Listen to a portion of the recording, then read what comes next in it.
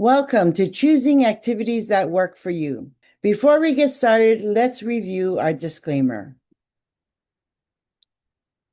This presentation was produced under the U.S. Department of Education contract number GS00F115CA with Synergy Enterprises Incorporated.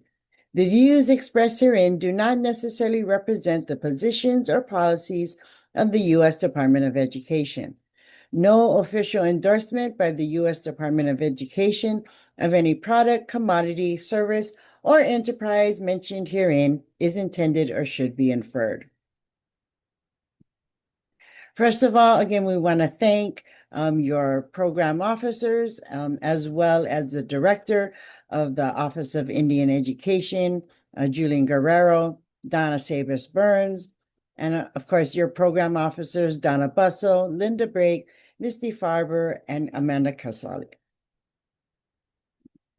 For our session today, we'll focus on three main objectives. We'll discuss the role of evidence-based interventions in continuous improvement. Then we'll get into discussing some key sources that can guide the selection of effective interventions. And we'll wrap it up where we will introduce frameworks for evaluating potential practices to ensure that they are data-driven and align with community values and long-term well-being. Before we dive into today's content, let's review the waters we've previously traveled. Previously, we talked about needs assessment. As we discussed, there are many names for this, but it really means identifying and prioritizing areas for improvement, ensuring programs are effectively designed to meet community needs. It involves collecting both quantitative and qualitative data to get a comprehensive view of the current situation. Engaging the community throughout the process is crucial for ensuring the data is relevant and culturally responsive. Additionally, the data isn't just for identifying needs, it also supports evaluating the program's impact and sharing the story of the community's progress and success. Data you collect during a needs assessment should be varied and be provided to you in various ways. A balance of quantitative data and qualitative data and different levels of data is really important. Data that is informative and actionable can help us with our topic today. As you collect this data, you want to recall that needs assessments ask us to use landmarks to help analyze data and determine what is needed for the journey ahead. These are short, medium, and long-term indicators that let us know where we are and how close we are to our different destinations. And within the data and its analysis, as always, we integrate generational and community knowledge and wisdom. Now that you've gathered the data and gained a deeper understanding of where your program and communities are, as well as the journey that lies ahead, it's time to develop evidence-based intervention. In other words, consider the activities, practices, or strategies you could implement, refine, or expand to be truly responsive to the insights you've uncovered. Evidence-based interventions can take many forms. You might think of them as approaches informed by community wisdom, data-driven strategies grounded in research, proven practices with a track record of success, or as solutions tested and successful on similar journeys and well-known and well-worn paths before. The goal is to choose the interventions that best align with your community's needs and the vision of success that your community has envisioned. This is exactly what we'll be digging into today: how to select relevant evidence-based interventions. Let's get started. Let's start with promising practices. These practices emerge from local efforts that show positive results, but require further study to build a stronger evidence base. Many of these practices begin as community-driven solutions, addressing specific needs. Over time, as they demonstrate effectiveness, they gain recognition beyond their original setting. However, for a practice to be considered a best practice, it must undergo rigorous evaluation to confirm its impact across different contexts. This process ensures that what works well in one community has the potential to be successfully adopted and implemented in other communities. Evaluation plays a critical role in advancing promising practices. By systemically collecting data and assessing outcomes, organizations can refine and strengthen their approaches. This documentation not only provides evidence of effectiveness, but also supports sustainability, and scalability. When promising practices consistently show positive results across multiple settings, they can move along the continuum towards becoming a best practice. Investing in evaluation and data collection helps bridge the gap between innovative local efforts and widely recognized evidence-based solutions. Evidence-based interventions are practices or strategies that have been proven to be effective through research, data, and generational wisdom. These interventions can be found in various aspects of our lives, such as healthcare, efforts to change human behavior, and instructional techniques. For example, in education, evidence-based practices include assessing prior knowledge, setting clear learning goals, and providing feedback. These are strategies highlighted by John Hattie in 2023 for their proven impact on student learning outcomes. By relying on evidence-based interventions, we ensure that practices we implement are grounded in proven effectiveness. Interconnectedness and relational accountability are key principles we emphasize.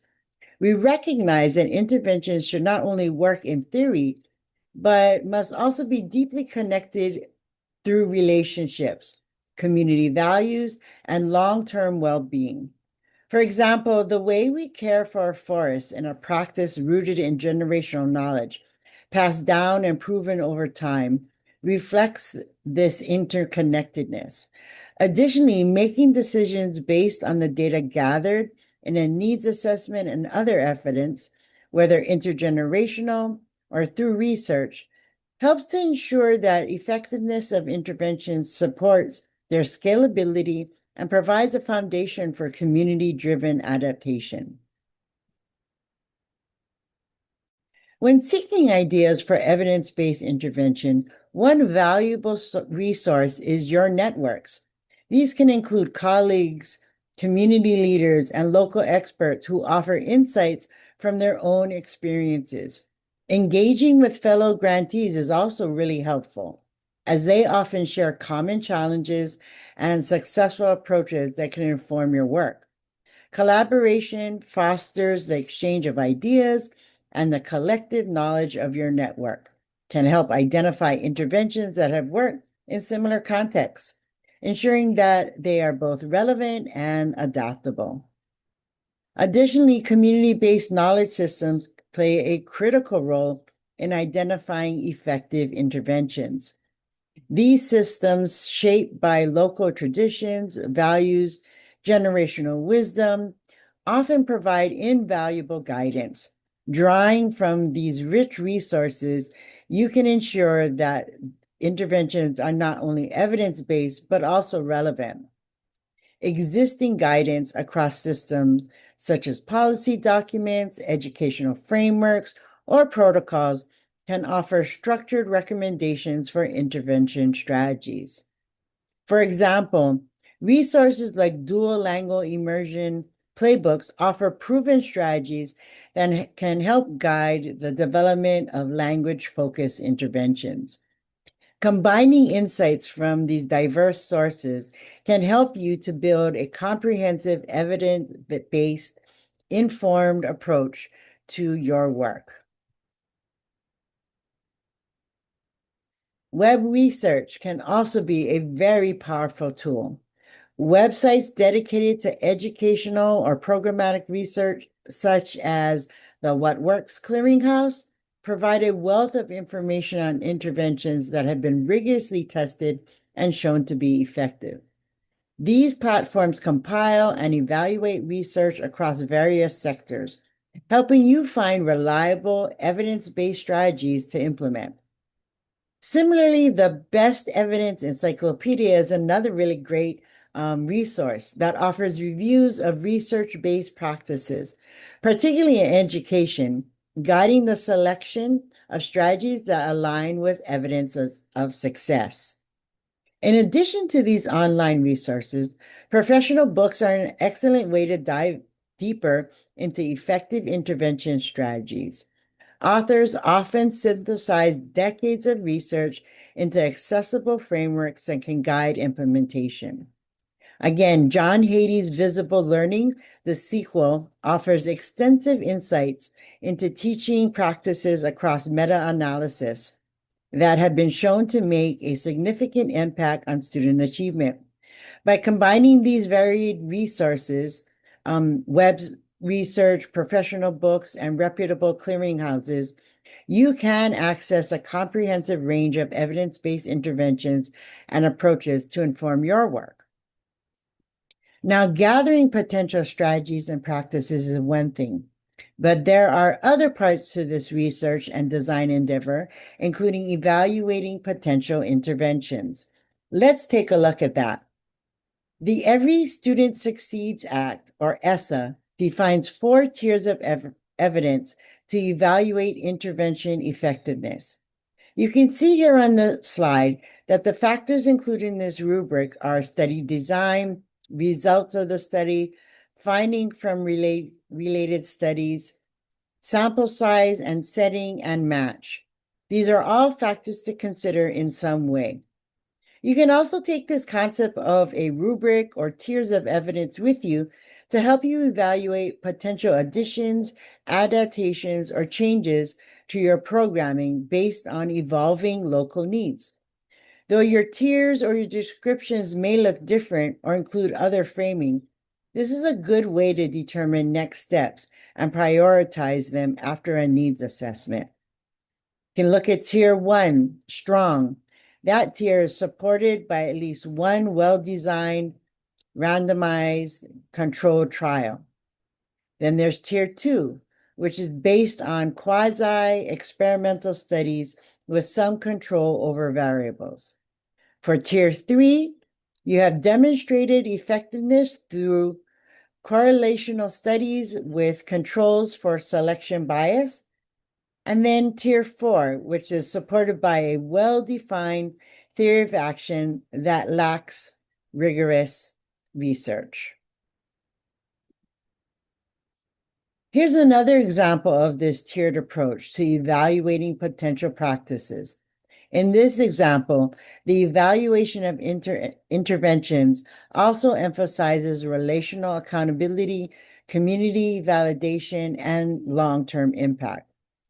The highest tier, generational knowledge, or deeply rooted and proven, includes practices rooted in oral histories and intergenerational wisdom continuously upheld within communities. Community validated informations have been successfully implemented and endorsed by local leaders with effectiveness measured through observation, storytelling, and participatory research. Interventions in the emerging and shows promise tier shows promise when adapted from external models to align with traditional knowledge systems. These are often in early stages, but demonstrate success through qualitative and quantitative data. And then finally, theoretical alignment interventions are grounded in cultural ways of knowing, but require community-driven piloting and feedback before full implementation. This approach ensures interventions are relevant, sustainable, and beneficial across the generations.